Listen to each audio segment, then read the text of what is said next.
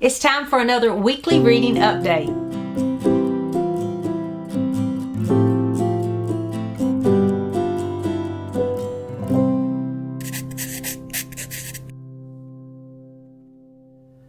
Hey there, it's Mitzi. Welcome to my channel. Today I'm just sharing some of the things I have read over the past week. Now, the first one on this list I've already talked about. I actually posted a review just on this book alone. It's called Between Shades of Grey by Readathons.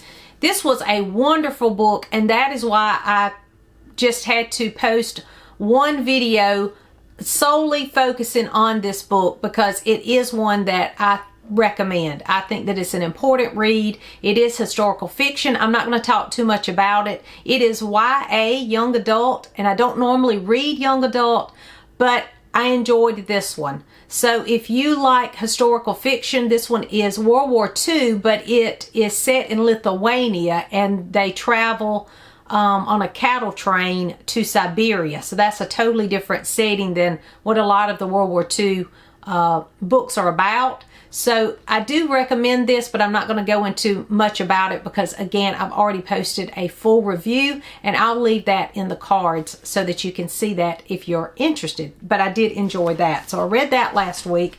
I also finished another series of Unfortunate Events by Lemony Snicket. This was number 9. So there are 13, so I'm well on my way. I really enjoyed this one. I knew I would enjoy this one just by the name. There are lions on the front, and when it said carnival, because I do like that sort of setting, especially with it being Lemony Snicket, you know, and the Baudelaire children in this one. If you're not familiar with this series, it's about these children, the Baudelaires, 3 children who were orphaned in the first book, and they are sent to live with Count Olaf, who is not a nice person. And then it goes on from there. And every book is definitely a series of unfortunate events. But even though it is darker and grim and more like, you know, if you like Grimm's fairy tales kind of thing, it is dark like that. But it's middle grade, so all of the books do, you know, have some hope in them about the way the children conduct themselves and the choices they make along the way. So I have been enjoying this series. I like his writing. He reminds me a little bit of Roald Dahl, and I enjoy Roald Dahl. Not everybody does, but I do. So I'm really enjoying this one. And again, I can't tell you too much about it except that the setting is a carnival, and I did enjoy that setting. And this one ended on a bigger cliffhanger than most of them do. So it went a different way. I have heard that, you know, it is a long series. There's 13 books in this series. I have heard people say, well, they're just the same thing over and over. And I get that, but it is middle grade. I mean, and you want, when a middle grader is reading a book, when a child reads a book, you want them to be familiar enough to make it easier for them to read and to want to read it. And the familiar characters and plots, they help with new readers. So I don't mind that at all. However, I will defend this in, yes, there is a pattern, but there are twists and turns that surprise you as you go. So maybe 1 or 2, you might think, oh, this is going to be the same thing. Keep reading if you're enjoying them, because I have been surprised several times through this series of little twists and turns along the way. So yes, I am enjoying this series. So then I read A Harlequin Romance, and I don't read those. This was Winter Wedding. That was the only reason. And look at the cover. And it's a Betty Niels, and she writes a lot of those. From what I've read in the past, the ones I had read of her were clean fiction, you know, clean romances. So there weren't any bedroom scenes or anything. This is perfectly innocent. There is nothing in this, but I didn't like the characters. It starts off with this nurse, and she is just walked all over. She is a doormat, and she lets everybody walk all over her. And she's absolutely perfect. There is no flaws in her whatsoever. And I need a flawed character to really get on board with. So I didn't like that about her. She was just too perfect. It was too much of a Cinderella to me. And I like Cinderella retellings, but this was too much of the perfection part. And then to make it worse, her sister was just horrid. She was just a horrible person. She was a supermodel, of course, and this girl compared herself to her, and everyone else did too, apparently, which turned me off to the other characters, because it was kind of like this girl was not as pretty as the supermodel girl. I didn't like that at all, because pretty is as pretty does, is what I've always been taught. My mama said, you know, pretty's on the inside, and this girl was not pretty. Anyway, she's like 18, and she's this supermodel, and she's a brat. And she causes a lot of trouble for this nurse who is trying to help take care of her too, this sister. She meets a man, of course, the professor, who is, I thought he was a doctor. I don't know why they call him a professor. I didn't quite understand that. But anyway, they meet, and at first I was interested in it because he seemed like a Mr. Darcy. So I thought, okay, I'm really going to like this. Now, if you're interested in reading this, I don't think this is spoilery, but just skip ahead, because I'm going to say a few things that you might not want to know. But anyway, this happens at the beginning, but it doesn't change any in the story. So skip ahead, because this might be a little spoilery.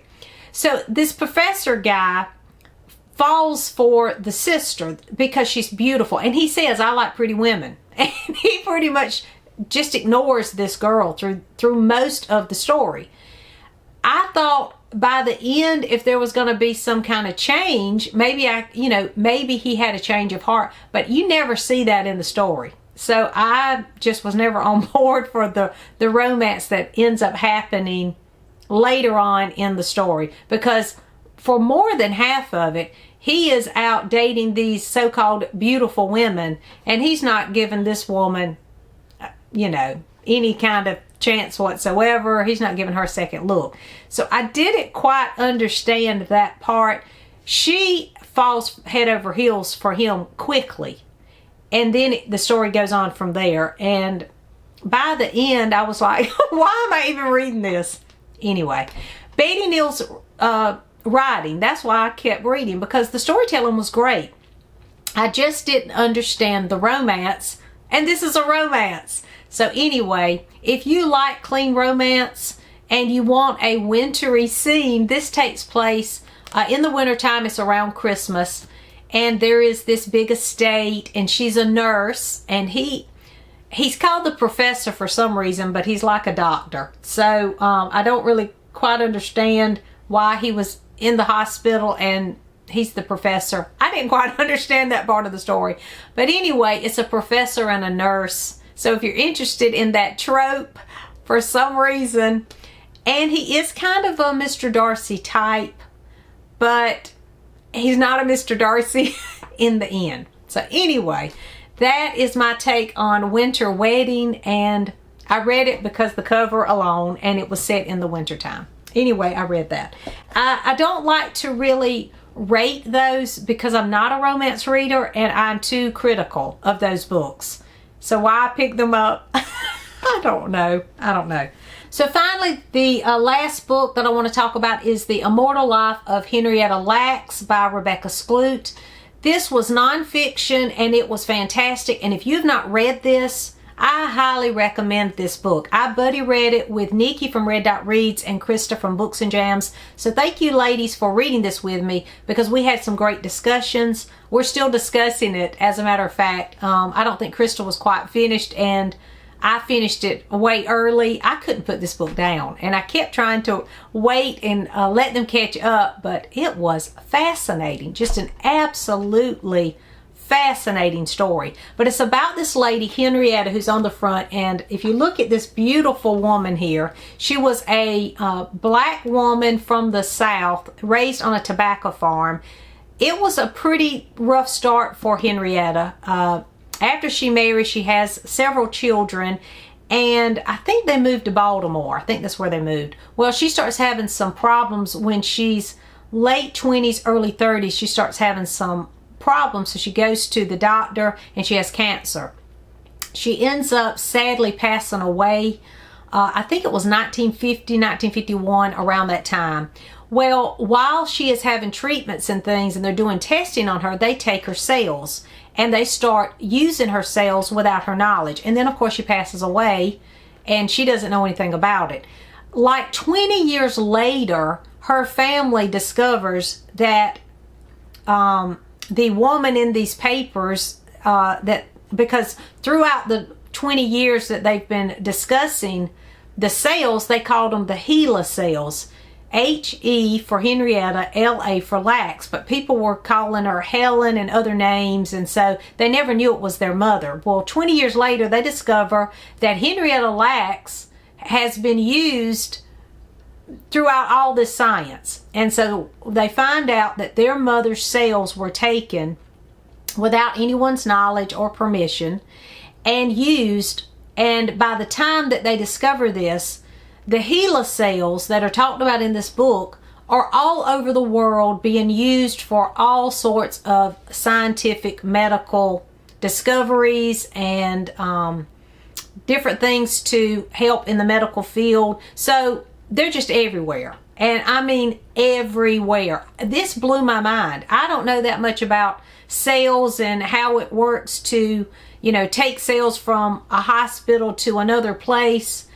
But Henrietta's cells went everywhere, and I think they're still out there today. So it was pretty amazing.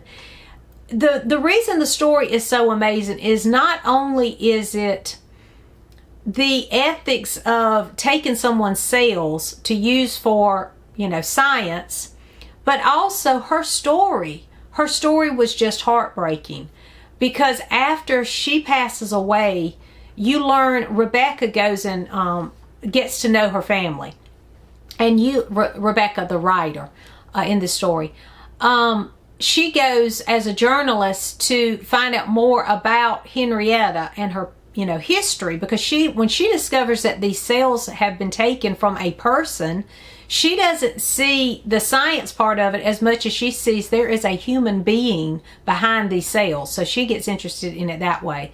And so we learn about Henrietta's family and how they have dealt with this since this time, since their mother has passed away, what has happened to the family. They're in poor conditions.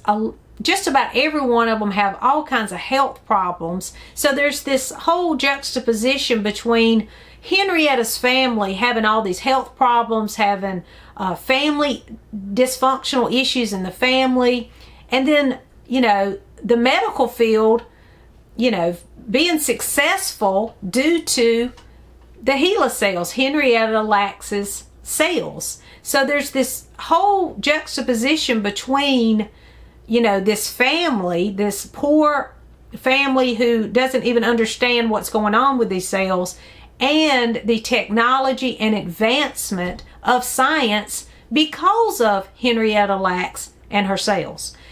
So it blew my mind. It just absolutely blew my mind. The story is told in such a narrative form that it feels like you're reading historical fiction. Truth is stranger than fiction, and that's how the story reads. But every word of it is true, and it is an important read. When I was talking to the ladies about the book, when I discussed it, of course, the first thing I ever said when I would ever leave a message was, this is mind-blowing, because I am just blown away by the story. But also, how she tells the story, there's so many other layers of topics that you can discuss. This would make a great group read, discussion read for a book club. So if you've never read it, talk to your book club and see if they want to read it, or get a buddy reader to read this with you, because it's full of topics to discuss. The ethics of science, because we do want advancing in the medical field. We want science to have new discoveries and advance, but how far can they go, and the boundaries of that, and taking her cells, was that ethical or not? Those kind of questions. There are questions about education and parenting, and the whole side of Henrietta's story was fascinating as well, and how she was raised, and the conditions of the family even, 20 years later, things that had happened back when Henrietta was alive that had, set in motion things 20 years later. So there are so many topics in the story, from not only the personal sections of the story about Henrietta Lacks and this family, but also the scientific part of the story. Now, I will say that Nikki and Krista both were like me on the science part. We're not very sciencey, but it's not told in a way you can't understand it. There are a couple of places where I'm like, okay, you're going a little over my head, but she told this in a way that is in layman's terms as best she could. So you don't have a problem with that science part. So don't let that discourage you, because I will say I've had this on my shelf for a very long time, and the science part of it was why I didn't pick it up. This beautiful girl on the front, this beautiful Henrietta Lacks, this lady on the front, is the reason I wanted to read it, because I was interested in who this woman was and her immortal life, as it says. So that was why I picked it up, and I am happy to say that that's what drew me through the whole story, was this lady. From what we learn about her, she was a beautiful person who loved people. So I really think that she would have been happy to give her cells. If someone would have explained to her and her family what was going on, I think she would have been happy to do that. So that just, there's all kinds of questions, discussions that you could have about this book. I highly recommend it. I think that the other ladies that read this with me enjoyed it just as much as I did. There is a movie. I have not seen the movie, but on the front of mine that says that there is a movie that was made of this. If you've read the book, let me know. But if you've watched the movie and read the book, let me know that too. How similar are they, and is it something that I should watch? It was a hard read, but not in difficulty as in understanding it, but heartbreaking. There were some places in this story that I was crying over this family and what they went through, as well as Henrietta, because there's so much more. I'm not going to tell you all of the backstory of Henrietta, because there's a lot more to the story about her children as well that you need to read this book to find out about. But it is a heartbreaking story, but also, wow, what she did for science and the medical field today. So I highly recommend this one. Let me know if you've read it, and let me know too if you've watched the movies. So those are the books that I read this past week. I also wanted to mention, because I haven't mentioned this yet, that I am participating in a couple of readathons and challenges. I've already mentioned that I'm going to be participating in Elizabeth at Lizzie Faye Loves Books, her Serious About Series challenge. But I didn't mention that I'm also taking part in Chantel from Chantel Reads All Day. She has, every year she hosts this readathon, and it's your Read Your Bookshelf challenge. And I started out last year participating, and then I just fell off somewhere. So I am determined to do that one. She is doing that one a little different this year, and so every book will build off the other book. So for the first book, the challenge was for January to read a book that started with the or a, I think was it. And so I used The Immortal Life of Henrietta Lacks for Chantel's Read Your Bookshelf challenge, because it starts with the. And now I have to find a book for February that is a complementary color to this cover. So it is kind of this is a orangey, reddish orange. So I looked up, I used her little tool. She gives you a tool on her video when she explains how to do this. And it's a blue color, and I actually have a cover that on my cart right now that'll go for that. So I'll talk about that later. But this did fulfill the Read Your Bookshelf challenge for January. So I wanted to mention that. I also wanted to mention the other readathon that I'm participating in that I didn't even plan on participating in, But because it's Kate Howe, I'm automatically participating because she reads everything that I want to read. But she is hosting for January and February the Whimsical Winter Readathon. I think that's what it's called. And I just wanted to mention, I have already been reading things for that. It's things like watching old movies and just cozy, comfy kind of things for the winter. But I did want to mention one of the prompts was to read picture books. I think that's one of the prompts. Let me check real quick.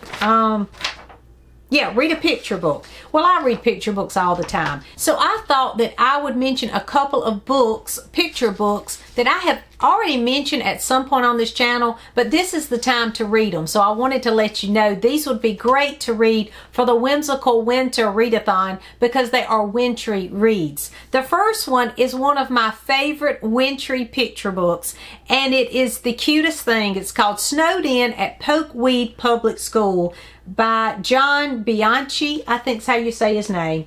And it is the cutest thing. It's all animals, but they get on the school bus and they go to school. And while they're at school, the weather changes and it starts snowing really bad. But the principal has gone to sleep, so he is not listening to the warning about the weather. And the kids get snowed in at Pokeweed Public School. Again, they're all animals, so that makes it even cuter. And it's just the cutest thing because I remember as a kid thinking, ooh, what if I had to spend the night at school one night? I remember thinking that as a child. So that's why I always thought this was the cutest thing. When I taught third grade, I read this every January. We didn't have snow, not usually. If we did, I was the one going crazy, not the kids, because I wanted it to snow so bad. But I would always read snowy, wintry kind of books. And I always read this, and the kids always enjoyed it too, because we would discuss what would it be like if we had to spend the night together in this classroom. And, they would come up with different things we could do. And it was just always a fun time for us and a great discussion book about staying, in the school together, snowed in at the school. So it's a cute book. It's called Snowed In at Pokeweed Public School. See if your library has it because it's a cute one. The other one is a favorite book from my childhood. It's from the Sweet Pickles. And it is called Some Friend. This is my favorite Sweet Pickles. I love this book. And I don't even know if you can find this book anymore. Your library might have it. It was a weekly reader sort of thing that came out. And in this one, the walrus is a worrier. And he is worried and it is snowing. And in the story, he says he has a problem because he's going to be in the sled race and he needs a warm woolly hat for his little head. You see his little purple head. So he decides he's going to ask his friend to borrow a hat. Well, on the way to borrow the hat, I'm trying to find the picture I want to get to. He says, Bear will lend me a hat. He's my friend. He's a terrific guy. Why, he'd lend me the shirt off his back. So he is headed to ask his friend for a hat. And when he gets there, he has worried so much about this hat that he decides and talks himself into that Bear will not give him a hat, that he has hats, but he won't let him have one. And this is all in his mind. So when he gets there, you see him talking to him, and he says, you can keep your rotten hat. Well, Bear don't even know what he's talking about. But the best part is after he turns away angry, you see back here in his window that he has several hats he could have shared with his friend the walrus. So it's the cutest thing. I don't know that you can even find it. I did tell you the ending. I'm sorry if you didn't want it spoiled, but it's just a picture book and it's a cute little book. I loved it because, we worry over silly things, and this walrus could have had several choices of hats, but he worried himself so badly that by the time he gets to his friend's house, the bear, he doesn't even get a hat. He's so angry, and it's all in his mind. It's all in his head. So that's why I always loved this little picture book. It's called Some Friend.